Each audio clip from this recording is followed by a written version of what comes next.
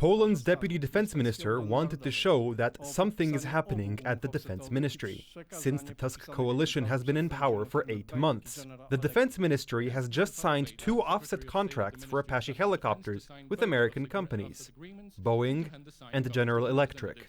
The Polish army is ahead of the acquisition of these helicopters that will strengthen our readiness and security in a realistic way. It is a pity that it is so late. The new government has delayed the signing of the offset agreement, which opens the possibility for further price negotiations when it comes to the purchase of Apache helicopters. The offset contracts are signed for the inspection, repair, and refurbishment of the US helicopter and the maintenance of the engines that power it. The cost of the 2 contracts is about 930 million zloty. I want to thank the US government because it was Congress that had to give its approval so that we could start any action on the acquisition of these helicopters. The deputy defense minister did not mention anything about the predecessors who started the effort to obtain American weapons for Poland. The Law and Justice government had already won congressional approval for the sale of Apaches to Poland last August, along with radar systems and a stockpile of ammunition. There are more questions than answers regarding the purchase of American helicopters since the Tusk coalition took power. We have lost long months to start implementing this project. A separate issue, of course, is the number and quantity of these helicopters.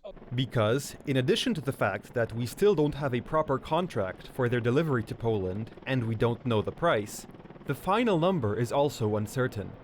The number negotiated by the Law and Justice government was 96 units. The number is adequate to the needs of our armed forces and to the threats we face. This will be communicated when we announce information on the date of signing the contract. At the moment, we are dealing with some kind of absurdity. There is an attempt to patch things up, an attempt to present partial information. An overall vision is not being built from this, because there is none. Unanswered questions also remain about the contracts initiated by Mariusz Błaszczak with the Koreans. These include K2 tanks, K9 cannon howitzers, Homar K system missile launchers, and FA-50 fighters. The government that was formed at the end of last year has actually been reviewing previous agreements for the 8th month and delaying the signing of final executive agreements, which is undoubtedly to the detriment of the country's defense. There is quite a bit going on in the defense ministry led by Władysław Kosiniak-Kamysz. The head of the Ministry of Defense dismissed more military officers. General Robert Głąb was dismissed from NATO structures. General Ryszard Parafinowicz, General Roman Kopka, and General Grzegorz Skorupski also said goodbye to their posts. All of them were accused by the current authorities of connivance with law and justice. Every head has the right to shape his personnel policy, but dismissing experienced officers solely because they were appointed under the previous government is nothing but political repression. Arguably, there is still much to come, on the Tusk government's delayed purchases, as well as on the personnel issues of the Polish army, to which retirees still associated with the Polish People's Army are returning. Radosław Jankiewicz, TV Republika.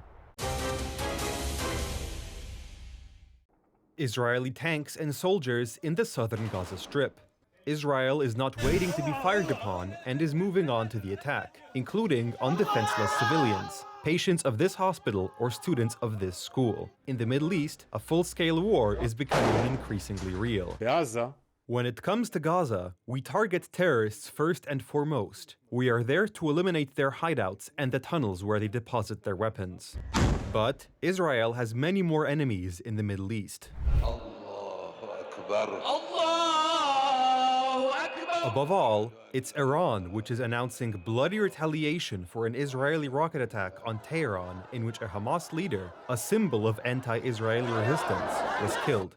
We will deliver punishment to Israel, the Iranian authorities threaten. Iran will carry out its plan to attack Israel in stages. The last will be a military operation in coordination with other countries of anti-Israeli resistance. Together, we will destroy the enemy. A common enemy makes Iran and radicals from Islamic countries such as Lebanon, Yemen, Qatar, and Syria demand Israeli blood. I have a message for our enemies. You can no longer rest easy. We will come to you and take back our land. US intelligence warns that Tehran's threats will not end with mere words. Lebanon has fired 30 rockets into Israel. Iran is preparing something much more serious, and that's in the coming days or even hours. We have to take that seriously. Now, I don't know what they're going to do or when they're going to do it, but we got to make darn sure that we're ready and that we have the capabilities in the region to be able to help Israel defend itself and, quite frankly, defend our own people, our own facilities, our own national security interests. Hence, US destroyers and cruisers capable of intercepting enemy missiles and a squadron of fighter jets have been deployed to the conflict region.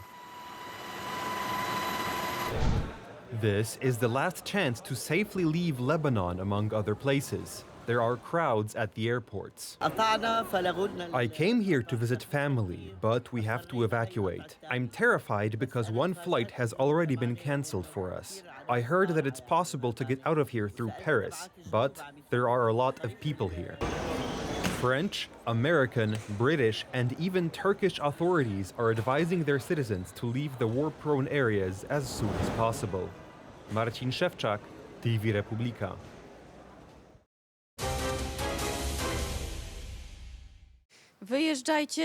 Leave now as soon as possible, is what the United States, United Kingdom, France and Italy are urging their citizens in Lebanon to do. What will the Polish Foreign Ministry do, and why is the message from our authorities to Polish citizens noticeably more reassuring? Are there any evacuation plans in place? First of all, do not travel to these places under any circumstances. I urge Poles not to travel to Russia, Belarus, certain African countries, Venezuela and Lebanon. Israel is also not recommended at this point. These are the words of the Deputy Foreign Minister when, after the assassination of a Hamas leader and a rocket attack on the Golan Heights that killed 12 children, some 1,000 Polish citizens living in Lebanon are threatened by an escalation of the armed conflict. Not to mention tourists who have chosen the Middle East for their summer holidays. The United States and the United Kingdom authorities have urged their citizens to leave Lebanon. The situation in the region, they predict, could deteriorate rapidly. They recommend either immediate return or to seek refuge. The French and Italian governments have also urged their citizens to leave Lebanon. Sweden has decided to close its embassy in Beirut. We live in Paris and came to Lebanon hoping to spend 3 weeks here with our family, but because of the situation we had to leave earlier instead of at the end of August. And because we have a child, it's a big responsibility. We didn't want to stay and take any risks. What is the message from the Polish Foreign Ministry? If your life, family or professional situation does not require you to stay in Lebanese territory, it is advisable to leave the threatened region. While the Ministry of Foreign Affairs only hinted at a return and continued to speak in a reassuring tone, LOT Polish Airlines cancelled flights from Warsaw to Lebanon and Israel, as well as return flights after a risk analysis. Other airlines have also announced the cancellation of flights to the Middle East. The Polish government has in the past helped Poles return home in emergency situations. Last October, soldiers evacuated more than 1,500 people from Israel. Previously, more than 1,100 people were evacuated from Kabul when NATO troops left Afghanistan in 2021. The largest evacuation operation was Lot do Domu, or Flight Home, in 2020. 54,000 Poles returned home amid a raging pandemic. The role of the Polish Consular Service is to provide all possible assistance to our citizens, and this was the case under the Law and Justice government. Immediately following the Hamas attack on Israel, we immediately launched an emergency evacuation of Polish citizens, because at that time it was not known how the situation would develop, both in Israel and in Gaza, where it was much more difficult, and we took such action. And today, it is also the government's job to prepare such measures. The government assures everyone that it is ready to carry out evacuations. However, it maintains its hope for a de-escalation of the conflict in the Middle East and has no plans to evacuate the staff of our diplomatic missions in the near future. Edyta Holdinska, TV Republika.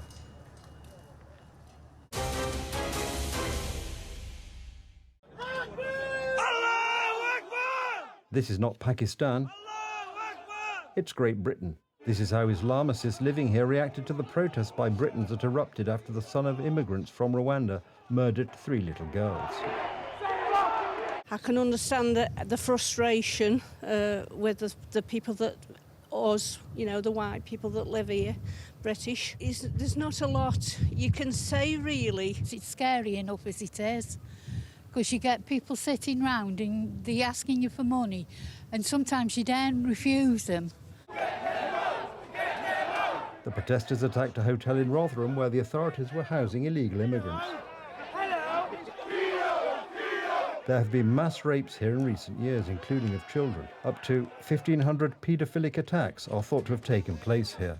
We don't know who these people are. We don't know where they've come from. We don't know their names. We feel like as children here are in danger. We see what's going off all over the country. Police have arrested 420 people so far, and the British Prime Minister, who has called the British protesters right-wing extremists, has promised severe punishment. This is not protest. It is organised, violent thuggery, and it has no place on our streets or online. Starmer also announced the introduction of a facial recognition system. We now see the new Prime Minister, who went into the election promising to be this civilised, gentle left-wing type, go straight for violence. This is how they operate. However, the Prime Minister made no mention of the violent Islamists armed with machetes who are attacking protesters. The mainstream media are behaving similarly. Shame on you, day of shame. Starmer warns rioters, you will regret it. These are just some of the headlines in today's press. And this is the Sky News television coverage. Again, white British people are pointed to as the source of the problem. Ran off across the park here. A big group ran off, looking for trouble, it looked like, to us. So we're just going to step away now from this group. In the background, Muslims with machetes. On the tape, a message that the police will protect the mosques. This is what is happening. We understand, yeah, that's fine. I just need you to understand we're not against you guys. We're No, here to help and protect you. We all understand, yeah. Appreciate that, what you're doing. Thank you. Any harsh behaviour by the authorities towards immigrants, towards the Muslim population, immediately creates huge social tensions that could bring the country to the brink of civil war. Protests have already taken place in many cities, including Liverpool, Bristol, Nottingham, Leeds, Manchester and Belfast. This is correct. Conrad Wange, TV Republica.